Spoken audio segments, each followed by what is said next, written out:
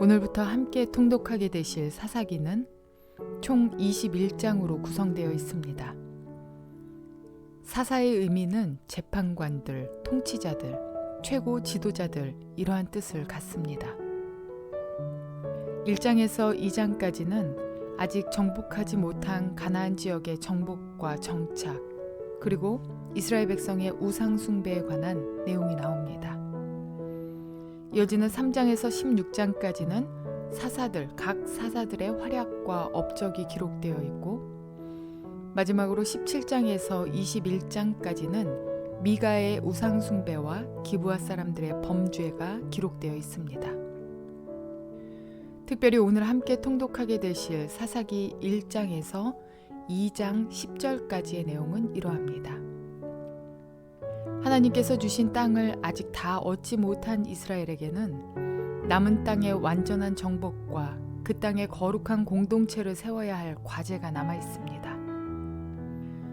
사사기는 이스라엘 백성들이 가나안을 정착한 후에 하나님의 세우심을 받은 사사들에 의해 다스림을 받던 시대를 기록하고 있습니다. 가나안에 정착한 이스라엘 백성에게 전해진 하나님의 비전은 그 땅에서 하나님의 백성으로서 살아가는 것입니다.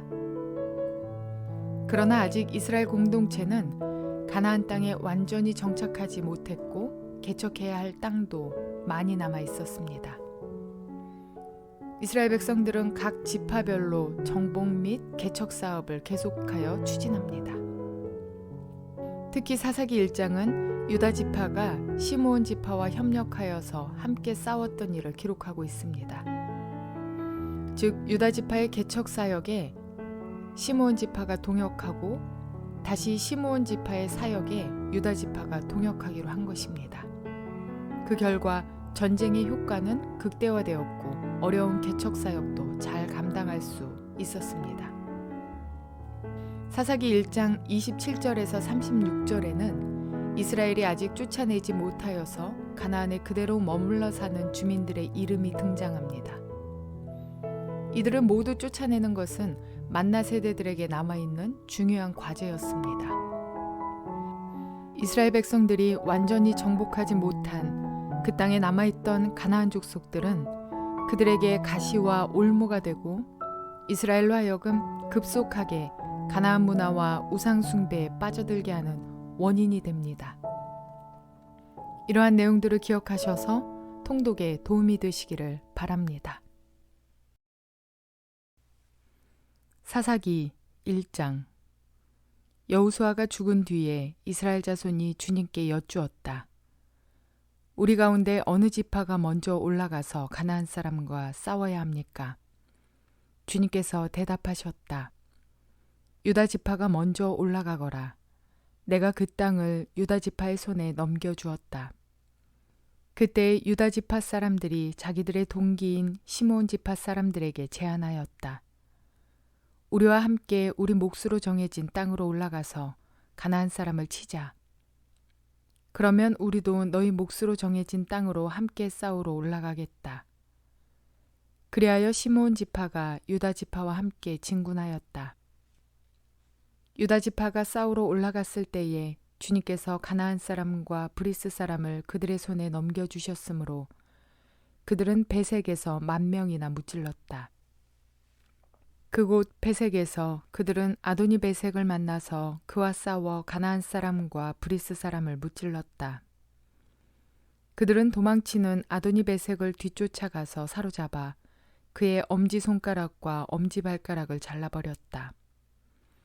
그러자 아도니 베색은 내가 70명이나 되는 왕들의 엄지손가락과 엄지발가락을 잘라내고 나의 식탁 밑에서 부스러기를 주워서 먹게 하였더니 하나님이 내가 한 그대로 나에게 갚으시는구나 하고 탄식하였다. 그는 예루살렘으로 끌려가서 거기에서 죽었다. 유다 자손이 예루살렘을 치고 점령하여 그곳 주민을 칼로 죽이고 그 성을 불태웠다. 그 다음에 유다 자손은 산간지방과 네겝지방과 낮은 지대로 내려가서 거기에 사는 가나안 사람과 싸웠다. 또 유다 자손은 헤브론에 사는 가나안 사람을 쳤다. 헤브론은 전에 기럇 아르바라고 불리던 곳이다. 거기에서 그들은 세세와 아이만과 달메를 무찔렀다. 거기에서 그들은 드빌 주민을 치러 갔다. 드빌은 일찍이 기럇세벨이라고 불리던 곳이다. 그때의 갈렙이 기럇세벨을 쳐서 점령하는 사람은 그의 딸 악사와 결혼시키겠다고 말하였다. 갈렙의 아우 그나스의 아들인 온니엘이 그곳을 점령하였으므로 갈렙은 그를 자기의 딸 악사와 결혼시켰다.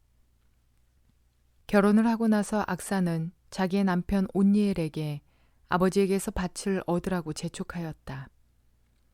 악사가 나귀에서 내리자 갈렙이 딸에게 물었다. 뭐 더 필요한 것이 있느냐? 악사가 대답하였다. 제 부탁을 하나 들어주시기 바랍니다.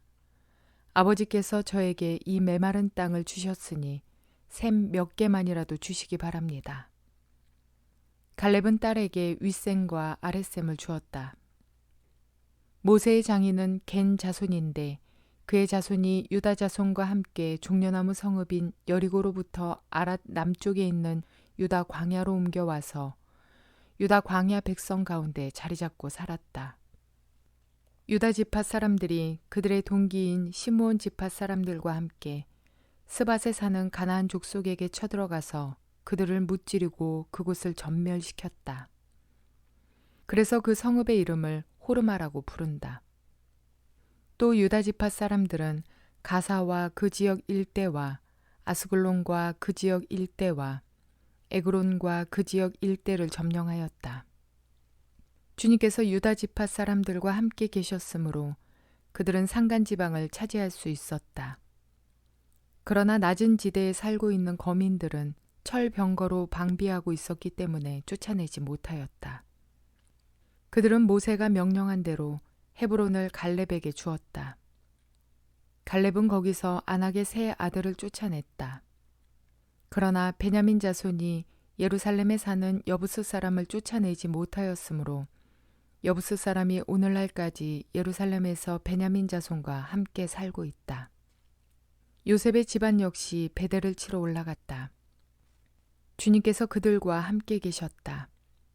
요셉 가문이 베델을 정찰하였는데 그 성읍 이름이 전에는 루스였다. 정찰병들이 그 성읍에서 나오는 한 사람을 붙들고 말하였다. 성읍으로 들어가는 길이 어디인지 알려주십시오. 은혜는 잊지 않겠습니다. 그 사람들이 정찰병들에게 성읍으로 들어가는 길을 일러주니 그들은 그리로 가서 그 성읍을 칼로 무찔렀다. 그러나 그 남자와 그의 가족은 모두 살려보냈다. 그 사람이 헷 사람들의 땅으로 가서 한 성읍을 세우고 그 이름을 루스라 하였는데 오늘날까지도 그 이름으로 불린다. 므낫세 지파가 벳산과 그 주변 마을들과 다아낙과 그 주변 마을들과 돌과 그 주변 마을들과 이블르함과 그 주변 마을들과 무깃도와 그 주변 마을들에 사는 주민을 몰아내지 못하였으므로 가나안 사람들은 그 땅에서 살기로 마음을 굳혔다. 그런데 이스라엘 백성은 강성해진 다음에도 가나안 사람을 모조리 몰아내지 않고 그들을 부역군으로 삼았다. 에브라임 지파가 게셀에 사는 가나안 사람을 몰아내지 못하였으므로 가나안 사람이 아직도 게셀에서 그들 가운데 섞여 살고 있다. 스불론 지파가 기드론의 주민과 나알롤의 주민을 몰아내지 못하였으므로 가나안 사람들이 그들 가운데 살면서 부역군이 되었다. 아셀 지파는 악고의 주민과 시돈의 주민과 알랍과 악십과 헬바와 아벡과 르홉의 주민을 몰아내지 못하였다. 아셀 지파가 그 땅의 주민인 가나안 사람과 섞여 산 까닭은 그들을 쫓아내지 못하였기 때문이다. 납달리 지파는 벳세메스 주민과 베다낫 주민을 몰아내지 못하고 그 땅의 주민인 가나안 사람과 섞여 살면서 벳세메스와 베다낫 주민을 부역군으로 삼았다. 아모리 사람은 단 지파 자손을 힘으로 산간 지방에 몰아넣어 낮은 지대로 내려오지 못하게 하였다. 그리고 아모리 사람은 헤레스 산과 아얄론과 사알빔에 살기로 마음을 굳혔으나 요셉 가문이 강성하여지니 그들은 요셉 가문의 부역군이 되었다. 아모리 사람의 경계선은 아그라빔 비탈에 있는 바위에서부터 그 위쪽이다. 사사기 2장.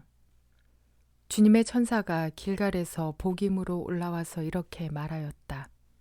나는 너희를 이집트에서 이끌어내었고 또 너희 조상에게 맹세한 이 땅으로 너희를 들어오게 하였다. 내가 너희에게 말하기를 나는 너희와 맺은 언약을 영원히 깨트리지 않을 것이니 너희는 이 땅의 주민과 언약을 맺지 말고 그들의 단을 헐어야 한다. 그러나 너희는 나의 말에 순종하지 않았다.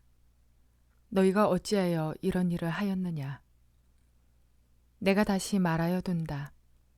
나는 그들을 너희 앞에서 몰아내지 않겠다. 그들은 결국 너희를 찌르는 가시가 되고 그들의 신들은 너희에게 우상을 숭배할 수밖에 없도록 올가매는 올무가 될 것이다. 주님의 천사가 온 이스라엘 자손에게 이 말을 하였을 때에 백성들은 큰 소리로 울었다. 그래서 그들이 그 장소의 이름을 복임이라 부르고 거기에서 주님께 제사를 드렸다. 여호수아가 모인 백성을 흩어보낸 뒤에 이스라엘 자손은 각각 자기가 유산으로 받은 땅으로 가서 그 땅을 차지하였다. 온 백성은 여호수아가 살아있는 동안 주님을 잘 섬겼다. 그들은 여호수아가 죽은 뒤에도 주님께서 이스라엘에게 베푸신 큰 일을 모두 눈으로 직접 본 장로들이 살아있는 동안에는 주님을 잘 섬겼다. 주님의 종인 눈의 아들 여호수아는 110살에 죽었다.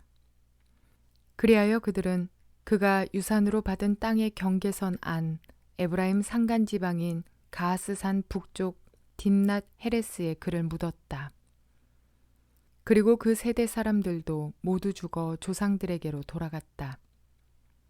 그들이 죽은 뒤에 새로운 세대가 일어났는데 그들은 주님을 알지 못하고 주님께서 이스라엘을 돌보신 일도 알지 못하였다.